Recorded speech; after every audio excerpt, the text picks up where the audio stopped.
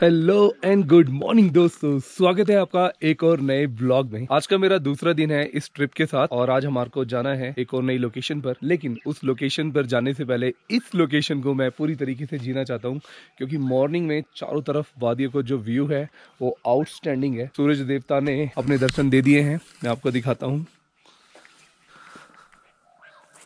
और जहाँ मैं खड़ा हूँ ये चांडक हिल है, जो पिथौरागढ़ सिटी से लगभग 15 से 20 किलोमीटर के आसपास है। यहाँ से आप सनराइज़ का जो एक खूबसूरत व्यू है आराम से देख सकते हैं। चारों तरफ से शांति ही शांति है और कोई नहीं है। यहाँ आपको जो आवाज़ सुनाई देगी सिर्फ पंछियों की आवाज़ सुनाई देगी। या दिल्ली में पॉल्यूटेड लोकेशंस पर रहते रहते हम लोग भूल जाते हैं कि प्रकृति भी कोई चीज़ है। अब मैं आपको मिलवाता हूँ अपने दोस्तों से जो मुझे यहाँ नए मिले हैं। देखो सुबह सुबह जो जानवर भी होते हैं तो जाग जाते तो कैसे होते हैं। ये है अभी किट्टू और पिट्टू, ये है पेयर, दोनों का जोड़ा, दो हंसों का जोड़ा। जो ऐसे दर्शन इन लोगों के भी हो गए, मजा आ गया यार। जंगल में हमारे को दो तो दोस्त मिले नहीं, कोई नहीं तो ये सही। कल एक गायब था, एक ढंग से दिखाई नहीं दे रहा था। चलो एंजॉय योरसेल्फ, शाकाहारी बनो शाकाहारी रहो, जीवन भी तुम्हारा हरा भरा रहेगा। मैं उत्तराखंड के कुमाऊं सेक्टर को इतना सुंदर मानता हूँ क्योंकि मैंने आपका गढ़वाल पॉइंट भी देखा था और भी पॉइंट्स देखे थे, लेकिन जो कुमाऊं है सच में बहुत खूबसूरत है। बस यहाँ पर क्या है ना, डेवलपमेंट अभी भी चल रही है। पहले ये डेवलप उतना था नहीं कंपैरिजन टू गढ़वाल। आज मैं जब यहाँ पे रुका हूँ और पहले के टाइम पर भी मैंने जो अपना टाइम स्पेंड किया है, अभी तक का एक्सपीरियंस जबरदस्त रहा है। देखो ये पूरा गाँव है और मैं सोच रहा हूँ कि आसपास की लोकेशंस को थोड़ा सा देखूँ। यहाँ गांव में लोगों की जो मान्यता है चंडिका माँ पर है, इसीलिए इस जगह का नाम चांडक रखा है, जय माँ चांडिका, जिसकी भी ये गाड़ी है। हाँ भाई दोस्त, ये भी जाग चुका है शेर यहाँ का। पहली बार ऐसा डॉगी देखा है जिसके दो दांत बाहर निकल रहे हैं। कल इसने हम लोगों को बहुत अच्छा यार फोटो वोटो क्लिक करवाता है, और ऐसा मैंने कभी कभी किसी डॉगी को देखा होगा। ये है आसपास का पूरा गाँव। इस पूरे गांव में 4 से 5 लोग ही रहते भी हैं। कई बार वो गांव बन जाता है, 10 घरों का भी गांव बन जाता है। पहाड़ों के अंदर कुछ भी हो जाता है, मतलब यहाँ पर ऐसा ही है। ये अप्रैल का महीना है और मैंने ये सर्दी वाले कपड़े पहने हुए हैं क्योंकि ठंड है मॉर्निंग में। मैं भी आपको कुछ और भी दिखाने चाहता हूँ, चलो दिखाता हूँ। जितने भी लोग ब्लॉग्स बनाते हैं मैं उन लोगों से इतना बोलना चाहूँगा कि यार मॉर्निंग में जब भी आप पहाड़ों में आते हो ना, तो पहाड़ों में वो चीज़ें लोगों को दिखाने की कोशिश करो जो लोगों को अपनी तरफ बुलाती है। क्योंकि मुझे लगता है कि जो ब्यूटी, जो पीस यहाँ मिलता है, लोग सिर्फ उसको महसूस करते हैं।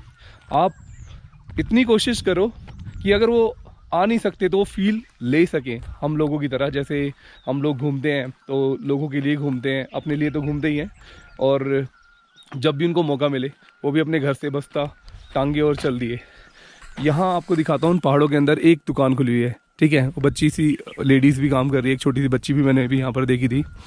तो दुकानें छोटी छोटी सी मिलेंगी, इनके पास जो भी सर्विस होती है देने के लिए वो देते हैं। और यहाँ इस समय सुबह 6:30 बजे का टाइम है और कोई भी दिखाई नहीं दे रहा है। ये रास्ता है ऊपर जाने का। यहाँ मैंने भी एक चीज़ नोटिस की है, जैसे लोग यहाँ पे एक्सरसाइज वगैरह करते हैं तो भाई साधन बनाते नहीं है, खुद ही बन जाते हैं लोगों के पास। कैसे? इन्होंने पहाड़ों के अंदर मैंने जो नोटिस किया है, सेकंड टाइम देख रहा हूँ, मतलब लटकने के लिए लकड़ी का वो बना रखा है। ये है सामने एकदम। तो ये सारी की सारी चीज़ें मैं देखता हूँ जब भी मुझे लगता है कि यार हमको साधनों की ज़रूरत नहीं है, साधना की ज़रूरत है, कंसंट्रेशन की ज़रूरत है, और हमें एक्सरसाइज करने का सिर्फ पैशन होना चाहिए। जिम जाने की भी ज़रूरत नहीं है, क्योंकि जिम तो हम जो भी करते हैं वो जिम का ही पार्ट हो जाता है। तो ये सारी की सारी चीज़ें जो मैं आपको दिखा रहा हूँ, और ये देखिए रास्ते छोटे छोटे हैं, सीढ़ीदार खेत है, और लटकने के लिए, एक्सरसाइज करने के लिए ये सारी की सारी चीज़ें हैं। और ये रास्ते, घुमावदार रास्ते इन गाँव में जाते हैं। गांव की बात करूं तो गांव के लोग सच में उत्तराखंड के बहुत ही अच्छे हैं, क्योंकि ये अगर कोई नया आता है ना, उसकी सेवा वगैरह करने में लग जाते हैं। पहले चाय पानी पूछेंगे, फिर उसके बाद उन्हें सर कुछ खाने के लिए लेकर आए। तो हमारे को और क्या चाहिए। कहते हैं पहाड़ों में भगवान बसे होते हैं, तो बात भी सच है, क्योंकि भगवान जहाँ बसे होते हैं वहाँ के लोग भी भगवान का ही रूप होते हैं, क्योंकि वो लोग भगवान में विश्वास भी करते हैं। सबकी अपनी अपनी धारणाएं हैं, अपने अपने विचार हैं। बस इतना ही बोलूँगा कि इस व्यू को कैप्चर करके ऐसा लग रहा है कि पता नहीं मैं अब यहाँ पर कब आऊँगा यार। जब भी मौका मिले पूरा जियो उस मोमेंट को जो आपके पास है। फालतू में बात करने से अच्छा है सिर्फ अपने लिए जियो, अपने टाइम को वेस्ट मत होने दो यार।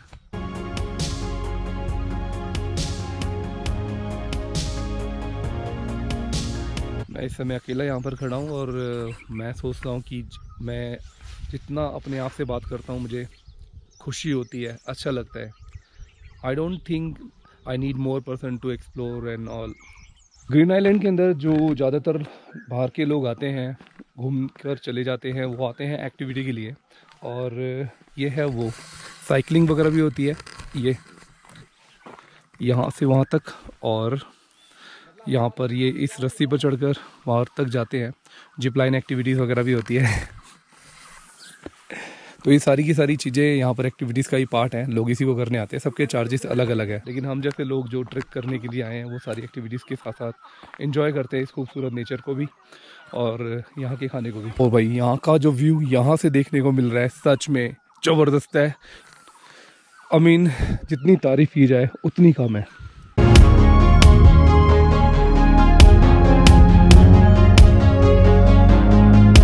तो भाई इस आइलैंड पर, ग्रीन आइलैंड के अंदर अब एक्टिविटी स्टार्ट हो चुकी है। जो मेरे साथी हैं ये अब स्टार्ट कर चुके हैं और यहाँ तैयारी हो रही है जिप लाइन की।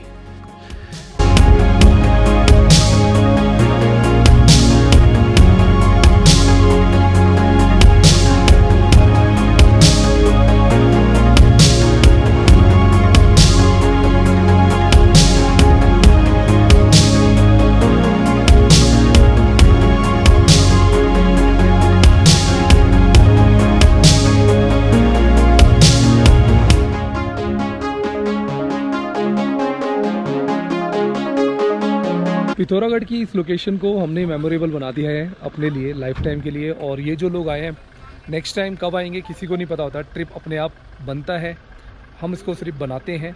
ये सब चीज़ें लिखी होती हैं एक ऐसी किताब में जिसको हम नहीं जानते।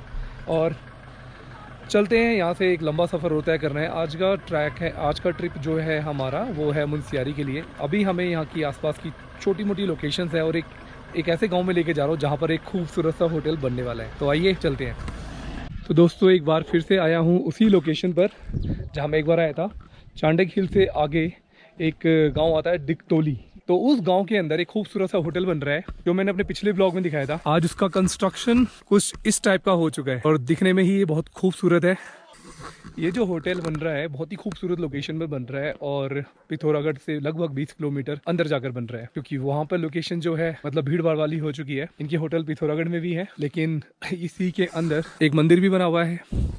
ये जो लोकेशन है एक ग्रीनरी वाली लोकेशन इन्होंने बनाई है और आई थिंक ये यहाँ पर रहते भी हैं। इनका ये पूरा गाँव है और इस गांव के अंदर ये चाहते हैं कि यहाँ के जो लोग हैं उनको काम वगैरह मिले, जॉब वगैरह मिले। तो लोगों के डेवलपमेंट के लिए, अपने गांव के डेवलपमेंट के लिए भी बहुत अच्छा काम कर रहे हैं। तो होटल का कंस्ट्रक्शन ऑलमोस्ट इतना हो चुका है। जब ये बन जाएगा आई थिंक इस इलाके को डेवलप करेगा और यहाँ का सबसे खूबसूरत होटल भी होगा। तो दीपचंद जी के साथ हम निकल पड़ते हैं उनके सपनों का होटल देखने के लिए, जो वह अपने इस खूबसूरत गांव के अंदर बना रहे हैं। दीपचंद जी के साथ मेरी यह दूसरी मुलाकात थी और जिस हिसाब से वह मुझे और मेरे दोस्तों को अपना होटल दिखा रहे थे, सच में हमें बहुत मजा आ रहा था। आने वाले समय में यह होटल पिथौरागढ़ का सबसे खूबसूरत होटल होने वाला है, जो पिथौरागढ़ से एक बहुत ही आइसोलेटेड लोकेशन पर है। यहाँ आने के लिए आपको डिगतौली गाँव में सबसे पहले आना पड़ेगा और लास्ट में हम सभी पहुँच जाते हैं इस होटल की सबसे ऊपर छत पर, जहाँ से पूरा पिथौरागढ़ दिखाई देता है। हिमालय की इन खूबसूरत वादियों में आने के बाद आप सच में अपने आप को बहुत लकी इंसान मानोगे। आप देखिए अगर थोड़ा मौसम साफ हो रहा तो आपको हम ग्वालदम है पड़ती, हाँ जी, गढ़वाल में, हाँ। ग्वालदम से धारचूला तक का आपको हिमालय दिखाते हैं। अच्छा, ये पूरा हिमालय है, ये पूरा हिमालय। हाँ। ये वाला जो आपको अभी आपको वैसे नहीं दिख रहा ना, हाँ जी, हाँ जी। मॉइस्चर जो है वो उसकी वजह से, या ये जो आजकल गर्मी की वजह से, नहीं तो ग्वालदम से धारचूला तक का हिमालय। तो जो हिमालयन वैली के अंदर जो खूबसूरत साइट छुपी हुई है, यहाँ से अच्छी कोई भी, मेरे को नहीं लगता पिथौरागढ़ में इससे अच्छी कोई खूबसूरत जगह होगी। बहुत बढ़िया। एक बार जब ये बन जाएगा, दूर दूर से जितने भी टूरिस्ट हैं यहाँ आकर जब रुकेंगे ना, तो वो बोलेंगे हमने हिमालय को सच में देखा है। क्योंकि ये ऐसी साइड है, यहाँ कोई और होटल है भी नहीं। ना अभी तो फिलहाल ये जो सामने है गोंगली, कौन सी जगह बता रहे थे? गंगोली हाट।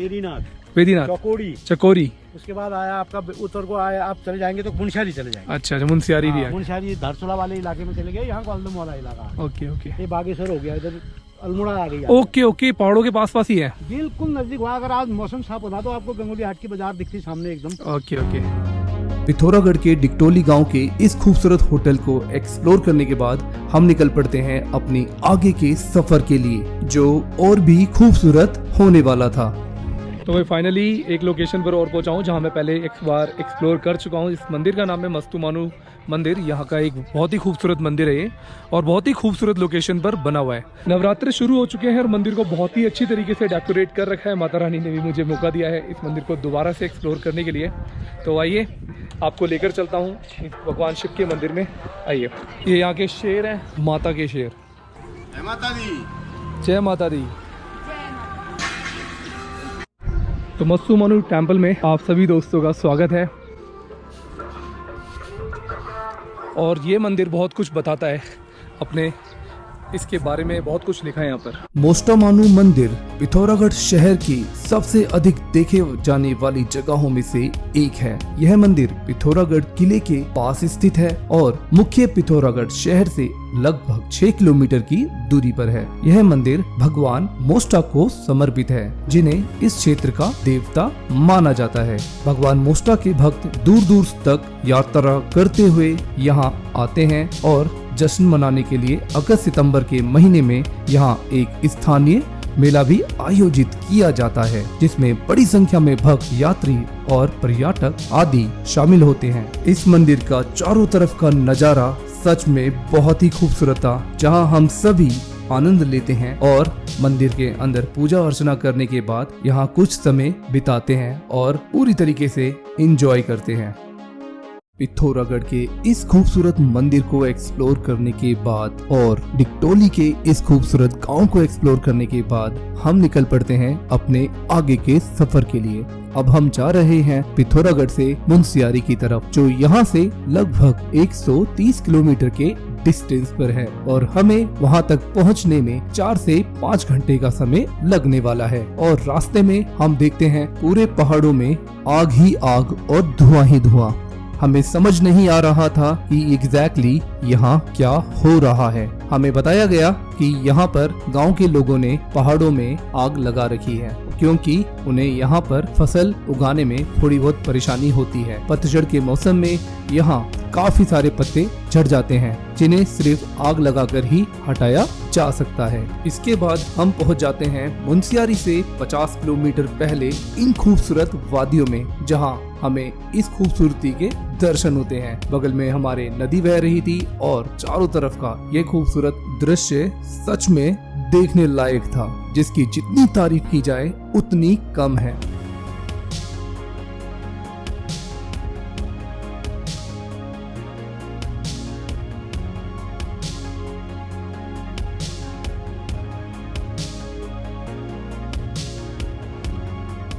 तो वही हम पहुंच चुके हैं मदगोट। यहाँ से लगभग 22 किलोमीटर दूर है मुंशियारी, और लगभग 6 बजे का टाइम हो गया है, काफ़ी लेट हो चुके हैं।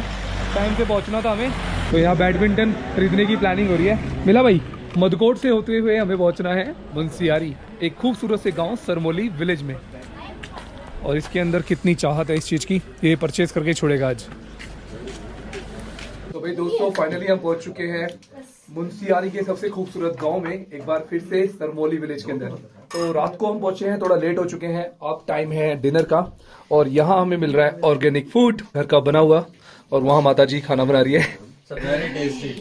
तो इनके हाथ का खाना मैंने खा रखा है, और मेरे दोस्त लोग यहाँ बताएंगे कि आज का खाना कैसा है। सब्जी तो देता।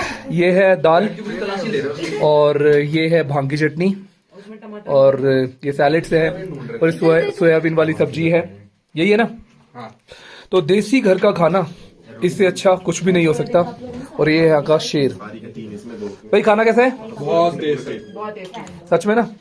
और जो अभी हमने वो खाया मालपुआ था, हाँ वो बहुत अच्छा। यार, मालपुआ तो खत्म ही कर दिया ना। कहते हैं उसे यहाँ पे, आंटी ने बताया था, चुन्नी। और वो बहुत टेस्टी था। गरम गरम अभी और बन रहा है। थोड़ा किचन दिखा देता हूँ। ये है घर का किचन। ये माता जी खाना बना रही है, किस तरीके से, चुन्नी बना और रही है। चुन्नी किस तरीके से बना रही है माता जी। देखो भाई, ये मीठा मीठा होता है, ये स्वीट सी तरह रहता है, इसे मालपुआ कहते हैं। हमारे लोकल भाषा यहाँ का चुन्नी। कहते हैं कि खाना जब बनाते हैं तो जब दिल से बनाते हैं ना वो टेस्टी हो जाता है, तो इसमें भाव मिला होता है। तो बस आपका ये देसी खाना हम लोगों को बड़ा लकी मानते हैं अपने आप को। तो भाई ये लोग टूट पड़े हैं खाने पर। खाने के बाद मिलता हूँ आपसे अगले ब्लॉग में।